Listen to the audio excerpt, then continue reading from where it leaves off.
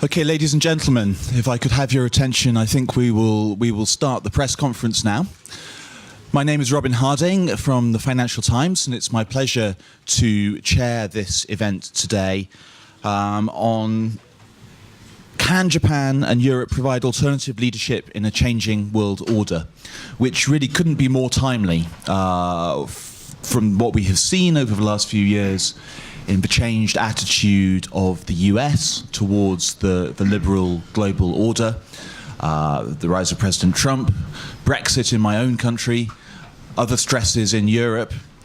I think people are asking very much who will step forward and provide leadership to that system that was built up over so many years, and indeed, can anybody step forward and provide leadership to that system that was built up over so many years?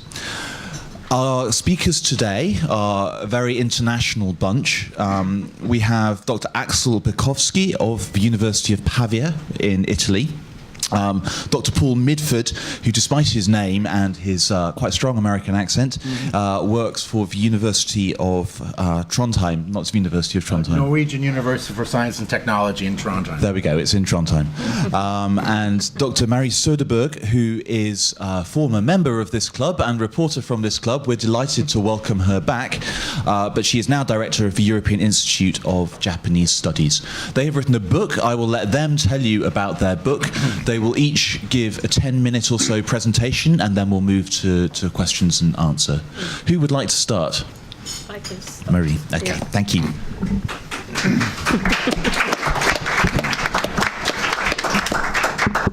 Yes, it's working. You can all hear me. Yes, very pleased to be back. This is the book we're talking about. It's actually became very timely. The EU-Japan Partnership in the Shadow of China and the Crisis of Liberalism is the title. When we started this project, it was 2 years ago now. That was the day we started at the conference. We are actually part of a network called European-Japan Advanced Research Network with scholars all over Europe, a little bit over 20 people. We have another one here also, Maaike Okkano-Heiman from Klingendale in the Netherlands, who is also author of one of the chapters in the book. We meet on a regular basis and 10 years back and have conferences, projects together, studying about Japan. All of us are Japanese scholars. And this project started at the conference in Warwick. That was the week before the referendum on Brexit. So actually, a lot of things changed since the project started. Already at that time, though, we were quite clear that we had to put Japan and EU in a context, because things are changing so much, so it has to be put in a wider context. Of course, we have the title, In the Shadow of China. We have the rise of China, who is one thing changing European-Japanese relations. We also have subtitle, The Crisis of Liberalism. Of course, Brexit is one part of it. Another one is Trump, using sanctions and tariffs rather than traditional military might of the US. Yeah, we can put it there. Thank you.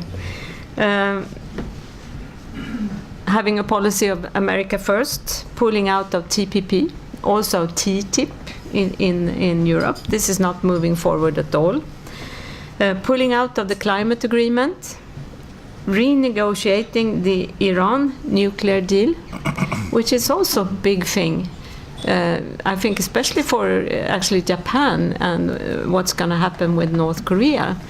If Iran cannot keep the deal they have, which kind of put nuclear issues under control at least, North Korea will be very difficult to solve, I think. Under those conditions, suddenly we see a new interest for EU-Japan relations.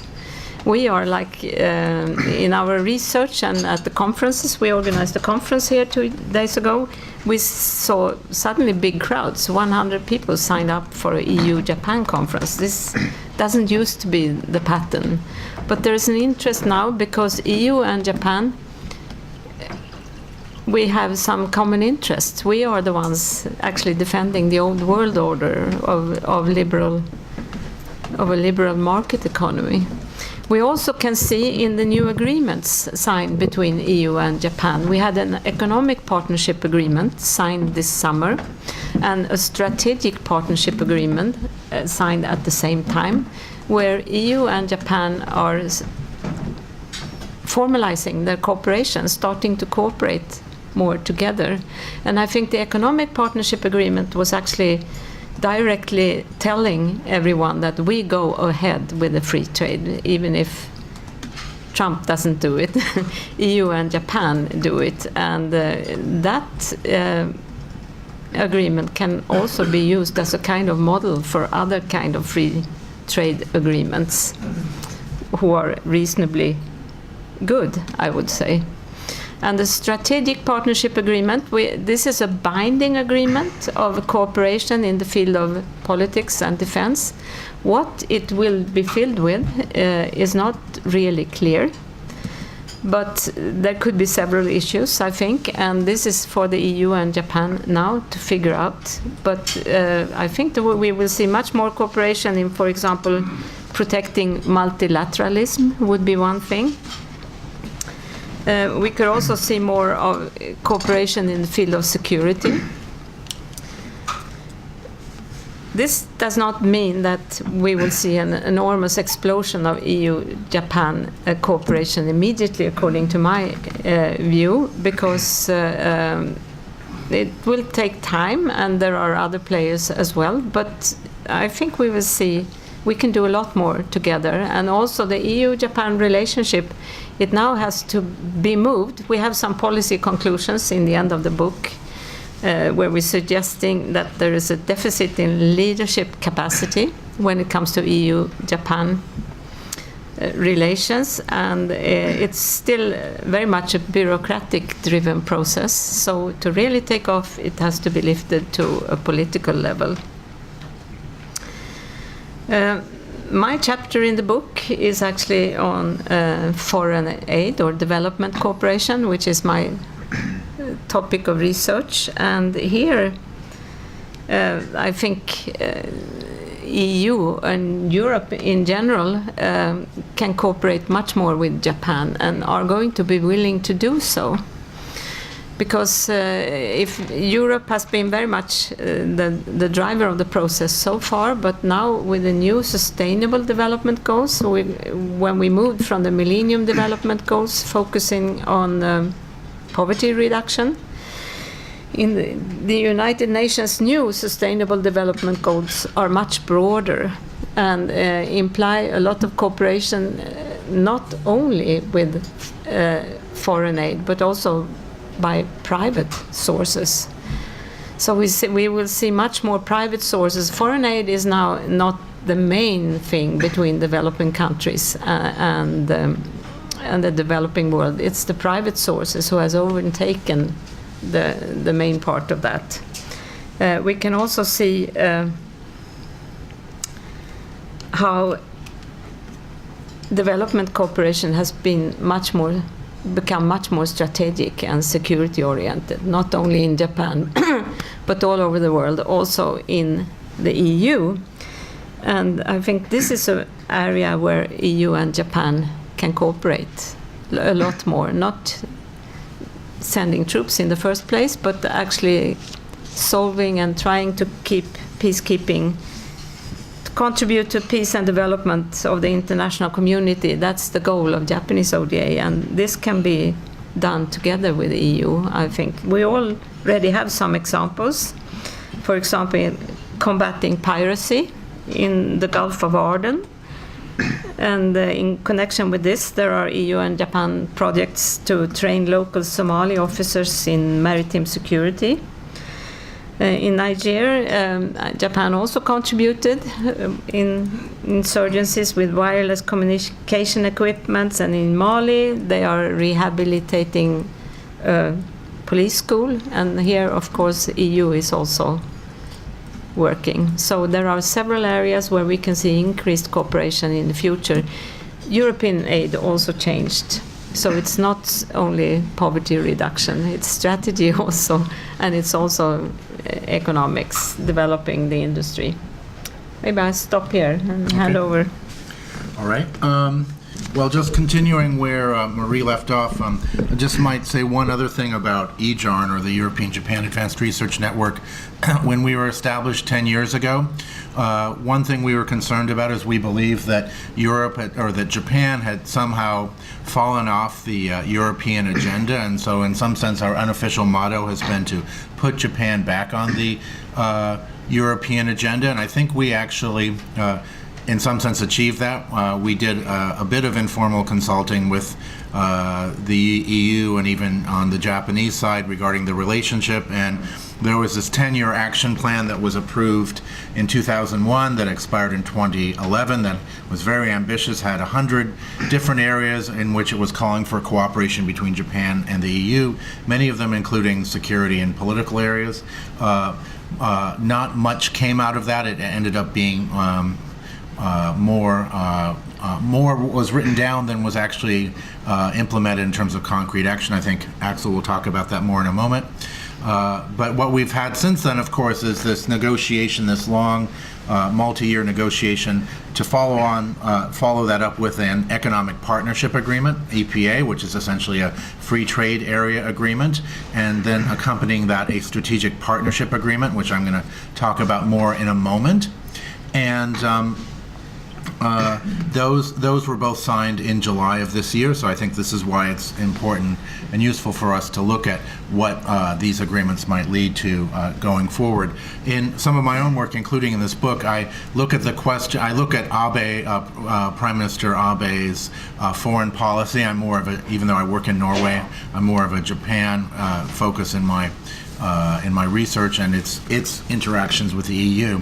I look at the question of, look at Abe's so-called proactive pacifism or proactive contribution to peace, as it's translated into English, is also his values diplomacy. Now, on the surface, these seem to be really promising platforms and foreign policy doctrines for promoting EU-Japan cooperation, although I think we have reason to be optimistic about additional cooperation moving forward. I'm a bit pessimistic when I just look at these doctrines and look at what has happened during the Abe administration, because although these are both based on the idea of embracing shared values that the EU and Japan talk a lot about, including especially in their recently concluded SPA agreement. In fact, it's hard to find that when we look at the Abe administration's implementation of proactive contribution to peace or values diplomacy. So one thing that's called for in the security strategy that the Abe administration issued in 2013 is Japan will become more active in contributing to international peace and security, more active in contributing to UN peacekeeping operations. This is written in the document. But what we've actually seen on the under the Abe administration is the opposite.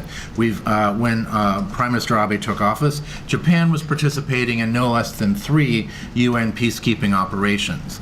But as of May of last year, for the first time in a quarter of a century, Japan is now at PKO 0.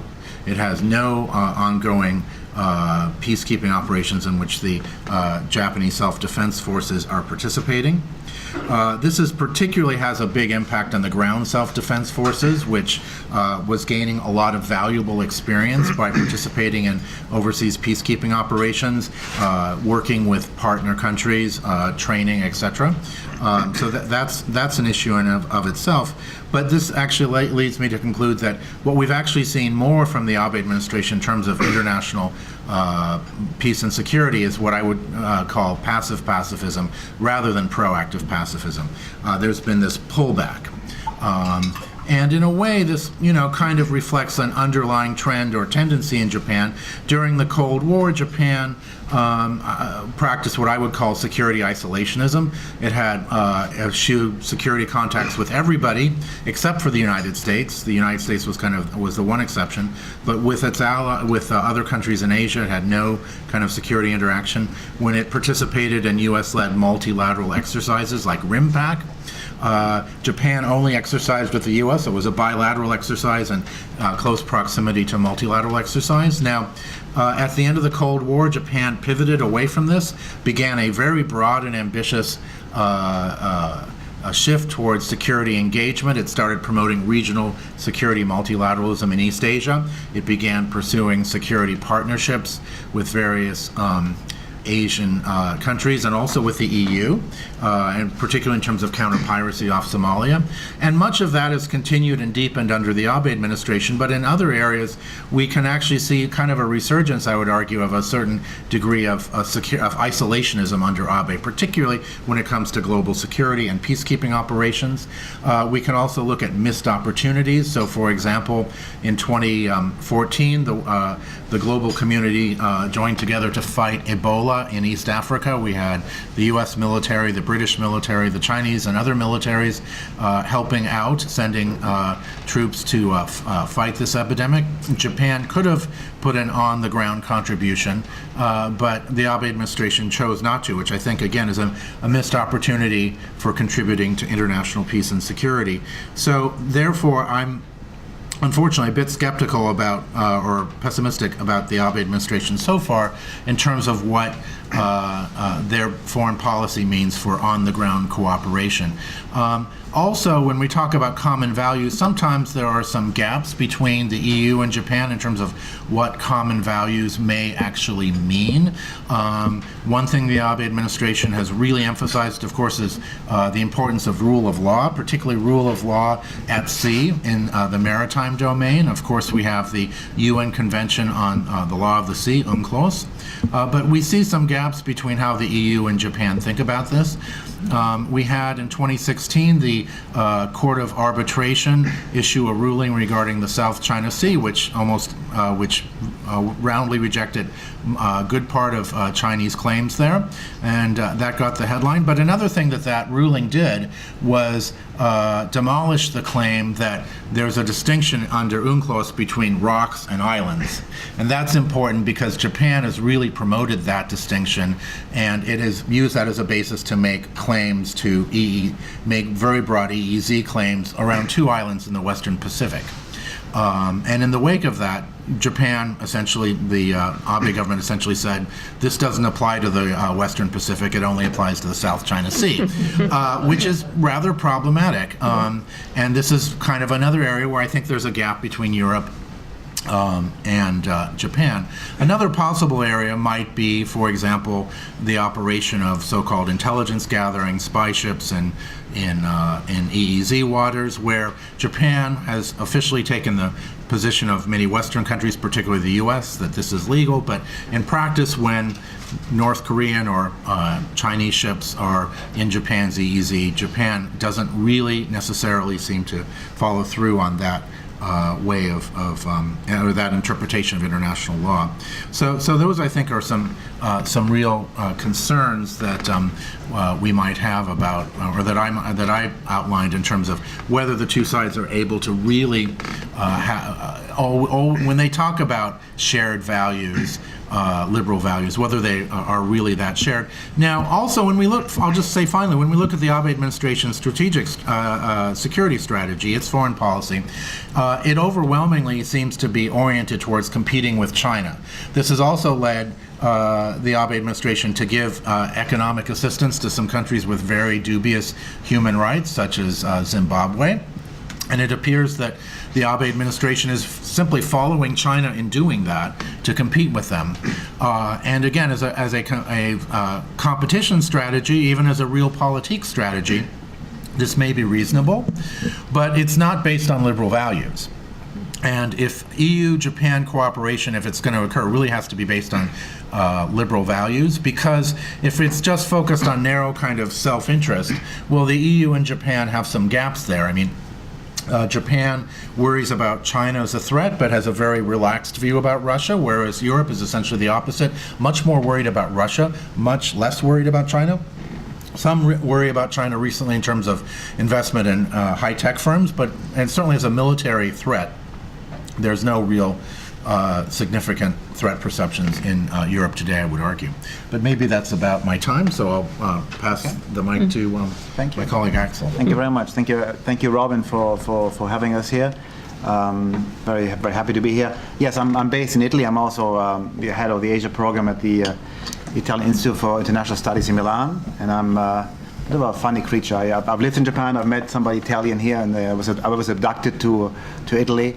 I'm a German, so I'm happy to be back in Tokyo twice a year, and happy to be here. I would also like to welcome not only my one of my daughters. I dragged her along today. She would rather be somewhere else, but she came to this today. Thank you very much for this. I made her come here. I made her come anyway. And also, I'd like to thank the Toshiba International Foundation, which is represented today by Omori-san here.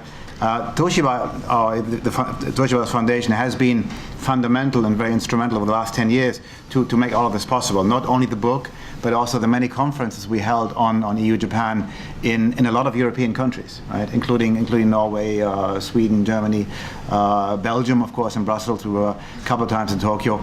And the book is sort of the result of this. I think it's an okay book. It's an okay book. It's quite expensive. It's not that exciting because EU-Japan relations are not that exciting. And I mean, Paul's and Marie's presentation were very exciting and interesting, but the reality, I think, is a little bit different. And this is what we also said. That's what I concluded, and I think I made myself very unpopular yesterday with the EU again. It's the agreement, or these agreements that were adopted. The EPA. The free trade agreement, of course, is much more result-oriented. You see the benefits very, very quickly. Tariffs are down in many areas, so this is very positive. The same, at least in my view, and I'm putting this on the table for discussion, cannot be said for the SPA, for the Strategic Partnership Agreement, which Paul mentioned earlier, which is covering EU-Japan cooperation and international politics and security. This was supposed to be the big bang of EU-Japan cooperation, international security and politics, the breakthrough, which, as Robin alluded to earlier, would have been very timely and very important now in view of what is happening within Europe, of what is happening in the US under Trump, that the EU and Japan, through this agreement, through the SPA, which has been negotiated for more than 5 years, would really have provided the EU and Japan with a clear roadmap and plan as to how cooperate, how to increase EU-Japan non-military security cooperation on the ground in Asia and elsewhere. So this was supposed to be the big bang. The reality is different, I suppose. Reality is different, and I've written my chapter on the SPA before the adoption of the agreement, and I have to say, and it's a very sad thing to say, and I shouldn't be saying this, if I had to write the chapter today after the adoption, it would have been the exact same chapter. Okay, nothing. We don't know anything more. We know that the SPA is covering 40 areas of cooperation. And you have everything. You have migration, organized crime, cybersecurity, maritime security, regional cooperation, development policies. You have a long list of unresolved issues of international politics and security. Everything put into this agreement. Okay, and you have in Brussels and in Tokyo, you have very limited resources. People working on this, being able to tackle many of those issues. Okay, so you have the Japanese are telling us, and the Europeans are telling us, well, the agreement that Paul mentioned earlier, the EU-Japan Action Plan, had more than 100 areas, and we didn't do anything. Now we have 40, and we could, pretend a little longer not to be, or to try to do something. But the resources to actually work on those issues and to provide evidence that there is increased cooperation between the European Union and Japan in many of those areas, that really remains to be seen. Okay, it really remains to be seen. And the EU and Japan, we heard that yesterday, and I think this is very important. And I don't want to bash the European Union. I don't want to bash Japan too much. They also admit the fact that yes, the agreement has been adopted. After 5 years of negotiations, they got it over with, check, agreement adopted. But now the implementation phase is going to be the hard part of this. Always like this. But this agreement in particular, again, looks like a very typical EU document, putting everything in one agreement, having taken into account the priorities of 28 member states. Still, the UK signed the agreement, so in the future will be 27 agreements unless there's a second referendum, which is probably likely, possible.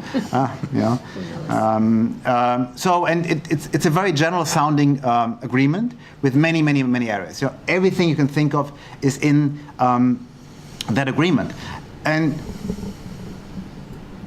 when you look at also and Paul alluded to this also, when you look at this, covering all the areas of international politics and security, at a moment when it would be very important for the EU and Japan to jointly step up to the table of international relations and do more, at a moment when Japan, as Paul said, is disengaging from international security, zero peacekeeping missions, and everything that the EU and Japan envisioned, or not everything, but much of what the EU and Japan envisioned is, jointly strengthening security cooperation on the ground, non-military security cooperation on the ground, in a moment when Japan is having different priorities, it seems. And there's also something very concrete that did not happen, because when the SPA was adopted, it was supposed to be adopted in parallel, and that's very important, but nobody knows about it because nothing really happened. Had to be adopted with the in parallel with the FPA, F for Florence, FPA, the Framework Partnership Agreement. This would have been the legal basis, and here it becomes important, very interesting, but it will become less interesting by the end of my sentence. This would have provided Japanese armed forces with a legal basis to cooperate with European military in European CSDP missions. Okay, something that Japan, within certain limits, also did already in the 1990s on the Western Balkans. So Japanese taking care jointly with the Europeans, taking care of European security. Okay, but this FPA, this Framework Partnership Agreement, which would have created that legal basis, has gone nowhere. Okay, we heard that again yesterday. I mean, I have to repeat, but what our European Union officials told us yesterday. That agreement has gone nowhere because the Japanese are not interested. They started talking about negotiating about this agreement in 2012, and everybody was always being very optimistic about the fact that this would be adopted in parallel with the SPA to really add some flesh to the agreement, to make it more concrete. But that agreement has gone nowhere, and Japan is not interested. Okay, that's what the Europeans tell us. Maybe the Japanese perspective is certainly going to be very different. And I was yesterday. We had Japanese officials and EU officials yesterday in the room, and I was, of course, very surprised, to say the least, when we pointed out, or I pointed out, and that's why I made myself so unpopular yesterday. When I pointed out, guys, it's too many areas. You're unable to do any of this very quickly. There are no priorities. You should have chosen far fewer issues on which you want to cooperate. You should have put many more details into the agreement, because there are no details. There are only areas. It's a long list. And they say, and they told us, the Europeans and the Japanese told us yesterday, well, it doesn't really matter, because the implementation phase will take some time, and we will have to come back to you. We will have to come back to civil society, and we will have to come back to scholars like you to give us some advice on this. And I said, well, that's a little bit too late. It's untrue. Has never happened before. Lacks complete credibility. The EU is every once in a while throwing money at this and saying, putting out some tenders and wanting some policy recommendations and advice. But none of this has. I mean, I've lived in Brussels. I've lived in the Brussels bubble, and I've done some of those tenders. It's nice money for those who do this work, but the EU is infamously good at, and now I sound like Nigel Farage, but the EU is infamously good at asking for advice, policy recommendations, without taking it. Okay. And the Japanese were saying the same thing. Well, we will come back to you, civil society, and you will, give us some advice on how to implement that agreement. That's 5 years of negotiations, and now they're coming back to civil society. Maybe they wanted to do us a favor yesterday because we organized the conference and we invited them. But it sounds very awkward. You have a big agreement, many areas, general sounding, and then you go back to civil society. We were offering ourselves early in the process of helping and giving input and all of this, and then the Japanese were probably doing the same. But coming back to civil society now and say, look, you now the Japan experts or the EU experts, they give us advice on how to implement the agreement. That to me sounded a little bit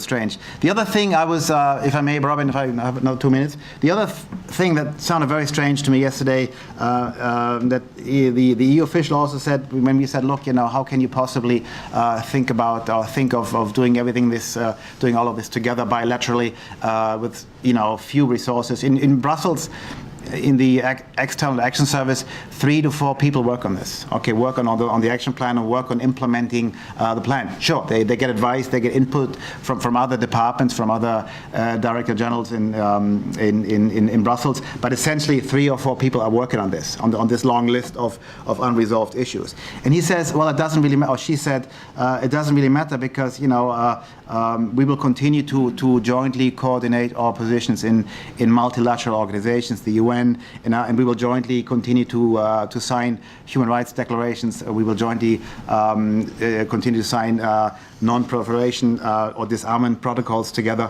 And we will continue to invite other parties to cooperate with us on these issues.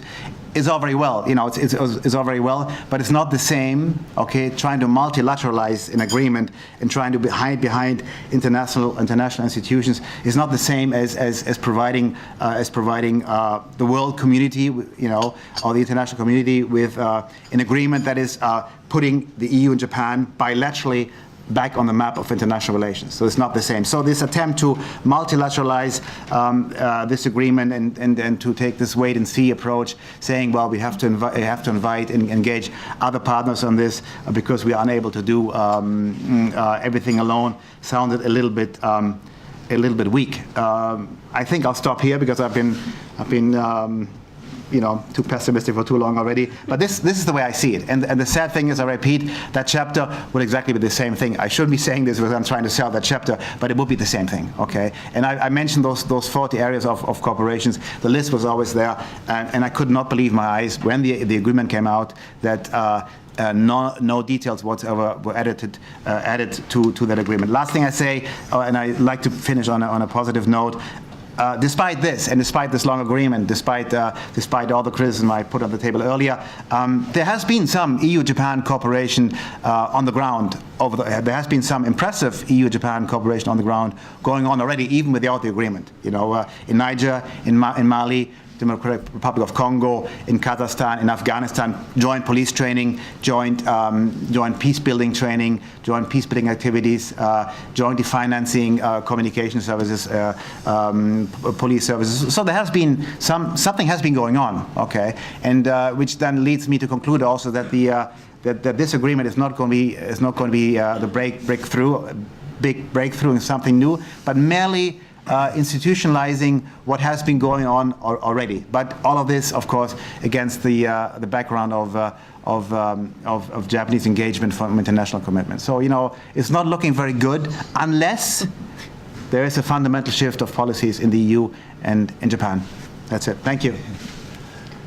Great, thank you very much. There was some pessimism there. I was expecting more talking up of the EPA and general positivity about the EU-Japan, but it'll be good to interrogate some of the reasons why you still see obstacles to Japan-EU cooperation.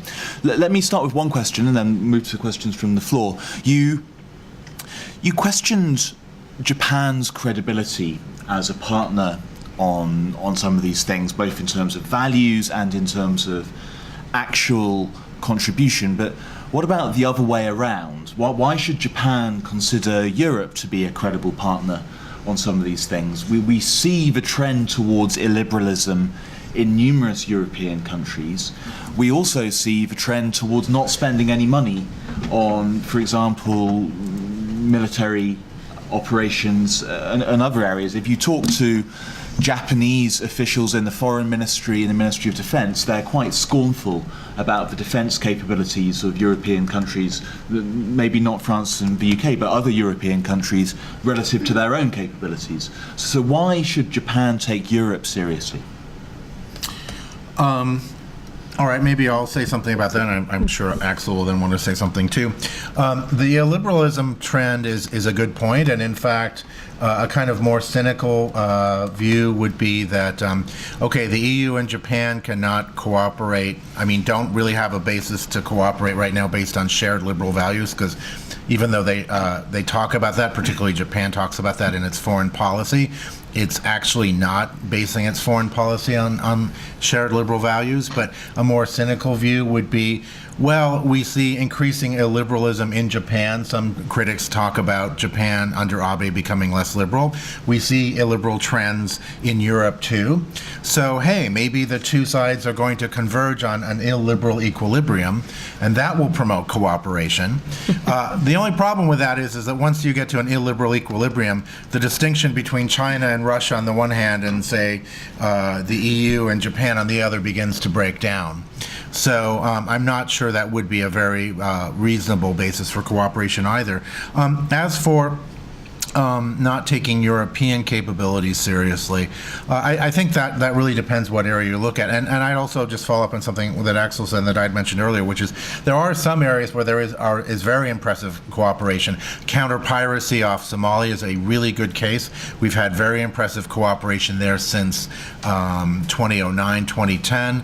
We've had very close coordination. The MSDF deployments and Coast Guard, Japanese Coast Guard deployments there have been closely cooperating with the European EU NAVFOR, the European Naval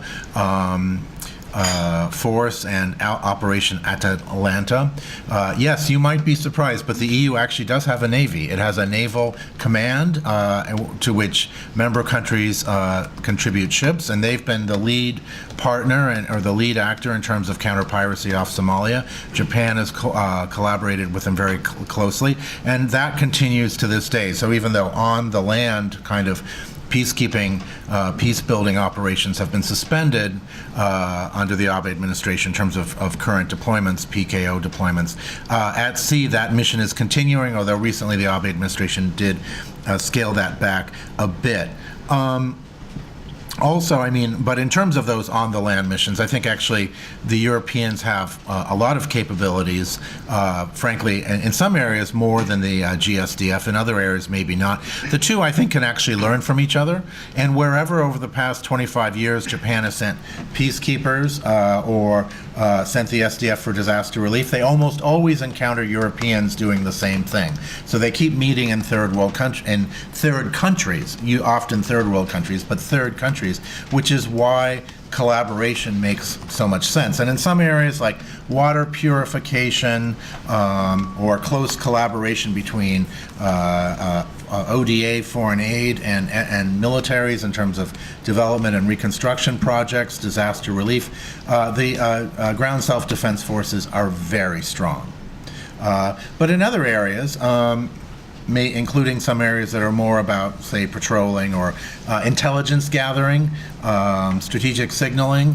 Actually, European military, the Japanese military often has a lot to learn from European military. So it really depends on the particular area that we're talking about, but maybe, and also I just, let's... Okay, I'll turn it over, yeah, go ahead. I will say a few. Very brief, because... Yeah, sure.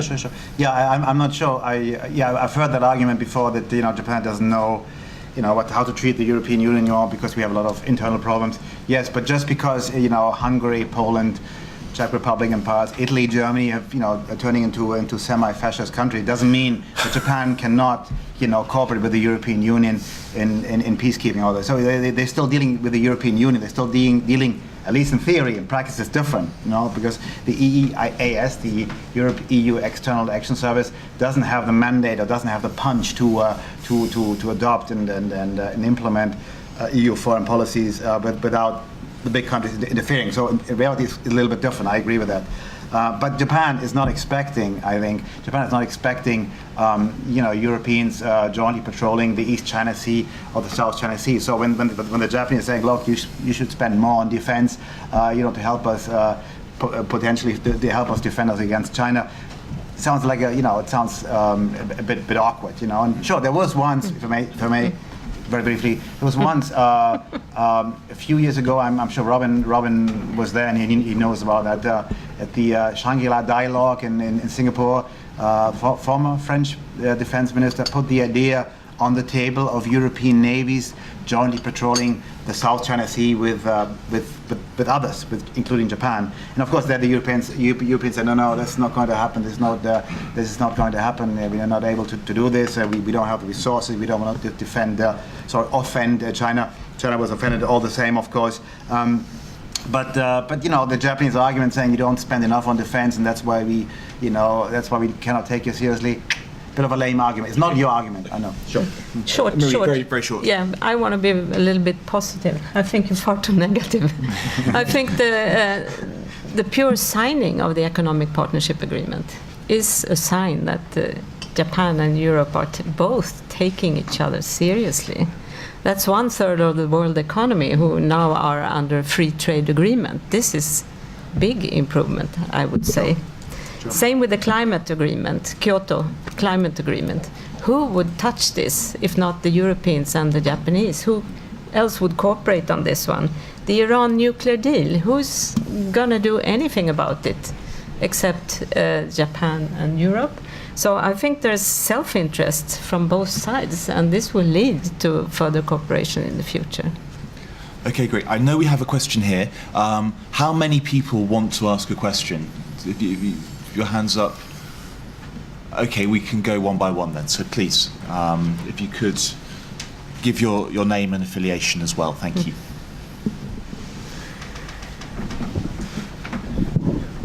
Andrew Horvath. Is this on? Andrew Horvath, freelance.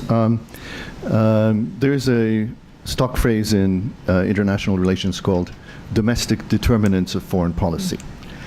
So just going on that basis,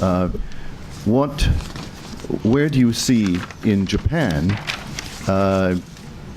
interests that would support closer cooperation with the European Union? And where do you see interests which are either, shall we say, either not particularly interested or apathetic? I'm much more interested in the first part, that is, where would you see within Japan, either among businesses or possibly among foreign policy communities, people who would say, okay, look, Japan-EU relations is really important, let's get going on it. Okay, thank you. And it's already been alluded to, but there is a definite historical baggage that Mr. Abe carries. So perhaps maybe that's one reason why he cannot actually step up to the plate and provide the kind of military assistance. Now, this is an opinion, but it also should be a question as well. Thank you. Marie, do you want to go first? I think the economic field is clearly one.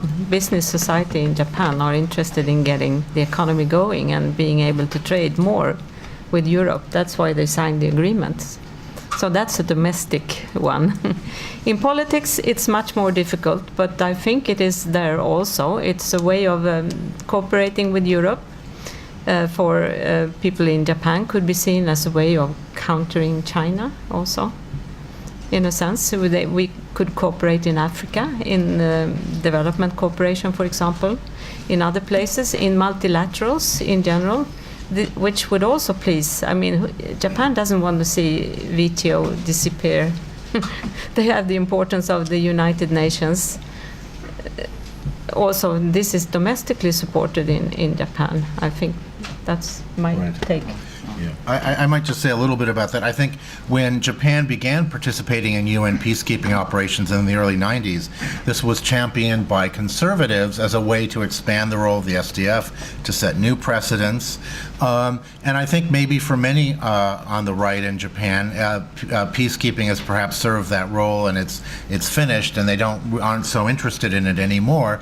I think one reason the mission in the South Sudan was extended to May of last year by the Abe administration was so they could implement new and more aggressive rules of engagement that stem from constitutional reinterpretation in 2014 and the security legislation in 2015. They wanted to set a legal precedent.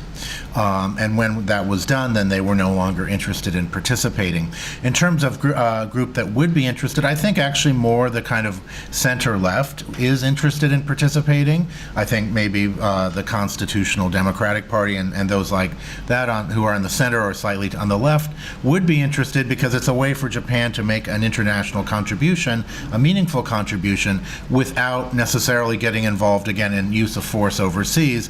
I've noticed that in the early 90s, the left of Japan, the Asahi Shimbun, etc., tended to be against PKO. Now they tend to be much more enthusiastic about it than, say, those on right of center like Yomiuri Shimbun. So I think that's where the constituency is now. It's on those in the center and on center left who want to show that Japan can play a role. And I think Abe's historical baggage is important, but I'd point out that the EU is a good partner for Japan because it kind of neutralizes that somewhat. When we're talking about military cooperation with the U.S., I think that kind of baggage comes into play, but the EU has a more kind of progressive and neutral image that I think can appeal to those on the left as well as the right in Japan. So we have social democrats in many European countries who support these kinds of peacekeeping operations, and they can, I think, kind of talk to those on the center left in Japan. So I think the EU is a good partner for that. Yeah, sure. No, I very briefly, because everything has been said already. Of course, the driving force behind this, of course, is, and I know far less about this than the SPA, but the EP, of course, is the big bang. Essentially, we heard that yesterday. After 20 years of negotiations, because that started long before the EPA negotiations, Japan eliminated, and this is of course very, very technical, but very, very important for business in Europe. Japan eliminated through the adoption of the agreement all existing non-tariff barriers to trade. Not only the tariffs, they have all of them have been reduced to almost nothing in many areas. So there's some exceptions, and we're still talking about this, but it's a big success. In Japan and the EU eliminated almost all tariffs, which of course is bound to increase trade automatically, even if you don't, sell more to each other. But it's going to become more profitable. And Japan, after many years of negotiations and of many years of saying that non-tariff barriers to trade are part of Japanese business culture, there was always the cultural element trying to explain the barriers with, this is how you do business, and this is how KDETS is doing business. Nothing we can do about this distribution channels in Japan are the way they are, and there's nothing we can do about this. After many years of negotiations, and there the EU has been very, very pushy, been very insistent, being very determined to oblige Japan to agree to eliminate all non-tariff barriers to trade, which is very, very important. Right. Great, thank you. We had a question, I think, from Peter? Yes.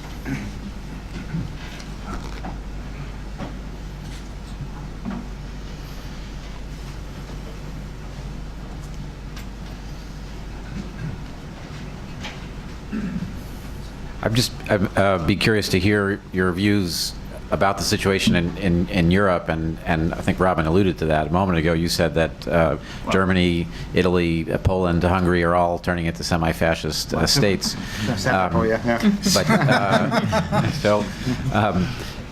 Just from the perspective of those of us living in Japan, what is the shape of a pan-European foreign policy in light of the rise of these governments? And I, of course, recognize that Germany is not there yet, but in light of the rise of, you might say, authoritarian governments in Poland, Hungary, and Italy.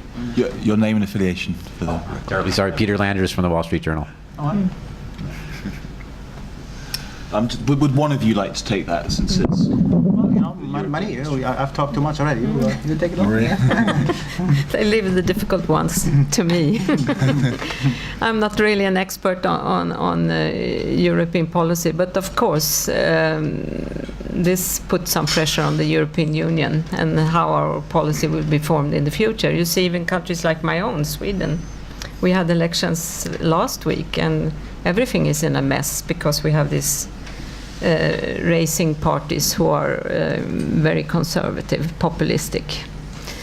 I think that this will anyway go over somehow. I think we are actually facing big changes on a worldwide level. With of course, Trump is making it happen quicker than it would otherwise be, but it would have happened anyway. The role of the US is decreasing and focus is moving more towards Asia. And this is of course also affecting the policy making in the European Union. We are becoming more marginalized than we used to be. We cannot expect the same assistance from the US any longer. So we have to shape up and form our own policy. And this is going to happen, I think, definitely. Axel, 1 minute. Yeah, brief 1 minute. Peter, yeah, good point. Well, you know, here's the soundbite again. The EU is punishing, the EU Parliament, and then the EU by larger, is punishing Hungary. Hungary might lose its vote, its right to vote in the European Council, because they are in violation of the Dublin Agreement, and you know, due to the fact that they don't accept any migrants and many issues with the border security. So you know, the EU is reacting very slowly. Okay, it's going to be doing the same. It has done something similar with, or is doing something similar with Poland. The EU might be a slow, big bureaucracy. We don't get our act together enough. But you know, this is, you know, news of yesterday, 2 days ago. You know, the EU is beginning to punish, with the support of the big member countries, is punishing those countries. And Hungary, and I'm pretty certain this is going to be, you know, I might be wrong, but Hungary is going to be losing its vote for 6 months and then for a year to vote in the European Council, because it is violating EU migration agreements. And of course, Hungary is one of those candidates. I talked about turning into or has turned into an illiberal democracy. You know, Orban is calling Hungary himself. He's calling Hungary an illiberal democracy, which is of course in violation, of course, or in contradiction to what the European Union is supposed to be. Okay, so he's worse than Nigel Farage. And so that's your minute. Yeah, there you go. There's another question over here, and then. Well, actually, a comment. As I'm one of the authors, I was hoping to answer the previous question, or to address the previous. Well, please come to the mic and would like the comment.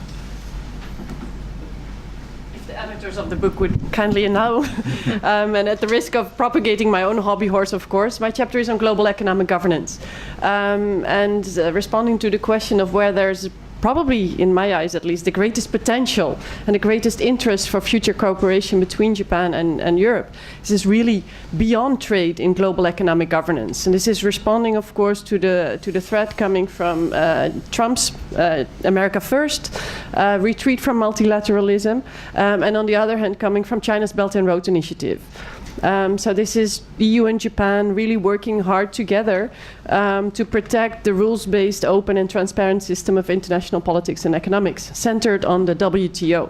And I think that is a really important point to make. I think some steps are being made as an extension to all that has been achieved through the EPA already. But there's still a lot more to be done.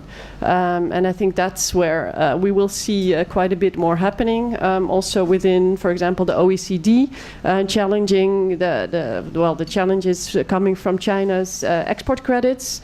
That link actually to what Maria was saying about development cooperation, because of course the modalities by which China has been propagating its Belt and Road Initiative are problematic both to Japan and to Europe, because the Belt and Road Initiative is also reaching Europe, and this has made for a very different stance in Europe towards China. And that is, to me, one of the takeaways from yesterday's conference, that not all Japanese experts apparently realize the change in the view of China in Europe. And I think the more realistic, more pragmatic take that Europeans now take of China, which is and will be for a while a state-sponsored or a capitalist, state capitalist country, that is bringing also this new opportunity. So we will see much more there.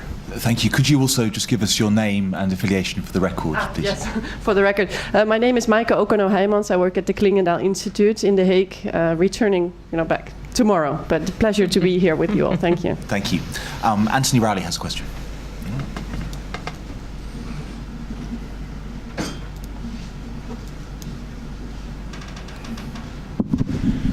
Anthony Rowley, freelance. You've provided some interesting examples of where specific examples where EU-Japan cooperation is possible. But in more general terms, given America's very close relationship to the United States, not least through the Mutual Security Treaty, how realistic is it to think that there can be, an EU-Japan relationship that operates even semi-independently of the United States? And also, China is so important in the overall equation now.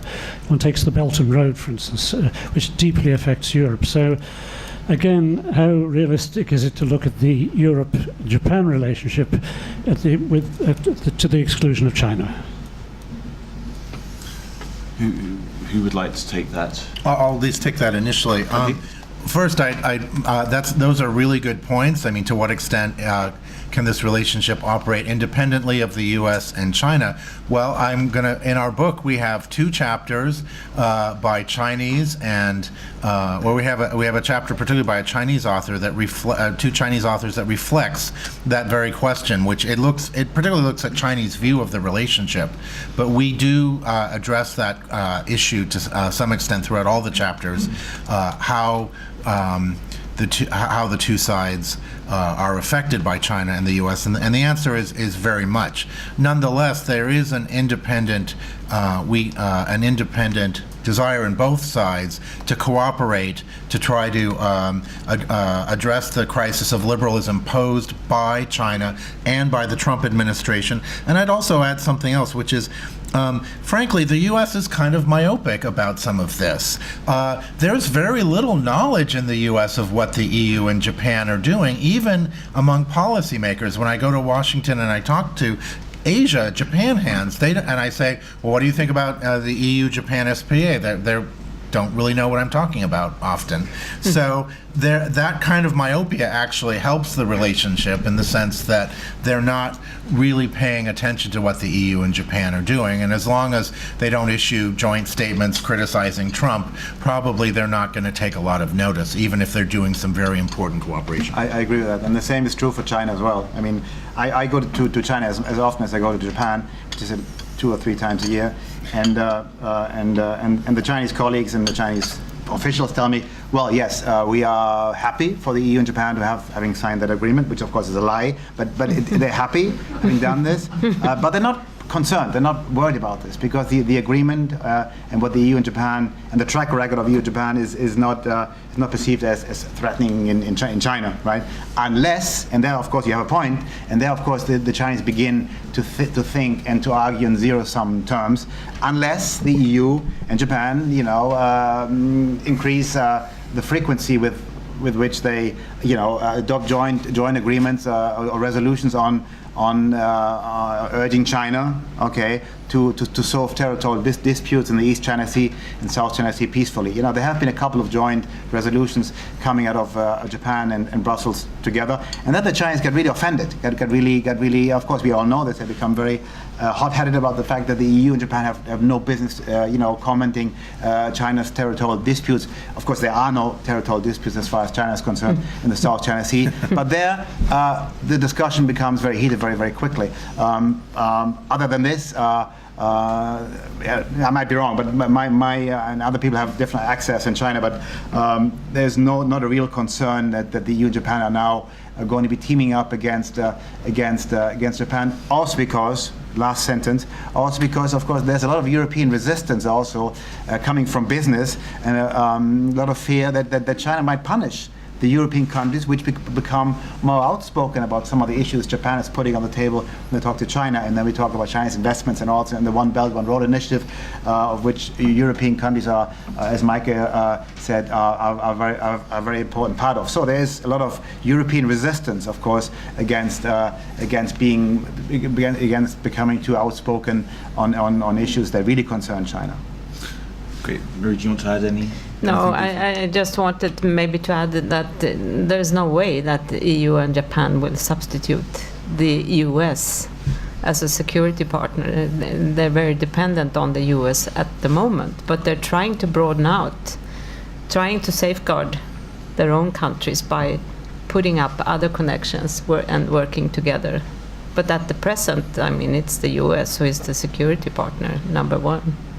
Okay, well, we're almost out of time, so I would just like to give a last chance to anybody who wants to add, probably not a question at this point, but any comment, any further observation? No, I'm not seeing anyone's hand go up. In that case, I hope you will join me in thanking our speakers for a fascinating presentation that's giving us all more understanding of what's going on between the EU and Japan, as is the custom at the club. We'd like to thank our speakers with a year's honorary membership, most of which will be available at the new building in where the FCCJ is moving in a month's time. So I hope you will come back and see us in our new home. Thank you again. Thank you very much. Thank you.